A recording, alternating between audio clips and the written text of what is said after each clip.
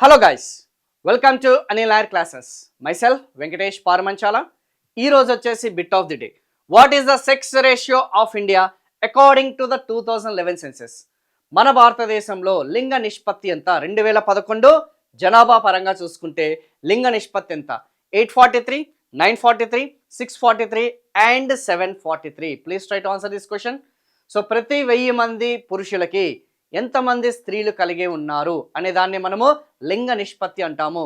For every 1000 male, not population nor people.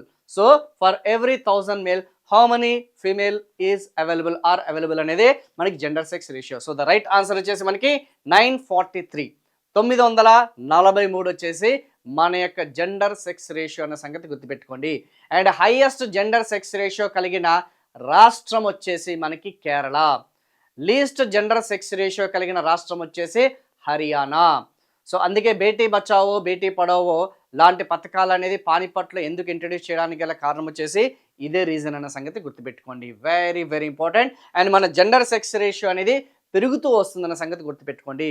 ఒకప్పుడు తగ్గిందమ్మా, 1990s నుంచి పెరుగుతూ వస్తుందన్న సంగతి గుర్తుపెట్టుకోండి. So for full length video ఈ యొక్క అనిల్ నాయర్ క్లాసెస్కి సంబంధించిన యూట్యూబ్ ఛానల్ని సబ్స్క్రైబ్ చేయండి. అండ్ ఇది కాకుండా మనకి మీరు అనిల్ నాయర్ క్లాసెస్కి సంబంధించిన అప్లికేషన్లో ఆ యొక్క general studies for all competitive examinations అనే కోర్స్ అనేది మనకి అవైలబుల్గా ఉంది with the top faculties. Okay, మీరు సెంట్రల్ గవర్నమెంట్ ఎగ్జామినేషన్స్ ప్రిపేర్ అవ్వాలనుకున్నా, స్టేట్ గవర్నమెంట్ ఎగ్జామినేషన్స్ లైక్ ఎస్ఐపిసి లాంటి ఎగ్జామినేషన్స్ ప్రిపేర్ అవ్వాలనుకున్నా, అటు తెలుగు మీడియం అయినా సరే, ఇంగ్లీష్ మీడియం అయినా సరే, ఆంధ్రప్రదేశ్ వాళ్ళకి సపరేట్గా, తెలంగాణ వాళ్ళకి సపరేట్గా ఆ యొక్క కోర్సెస్ అనేది బైలింగ్వల్లో క్రియేట్ చేయడం జరిగింది.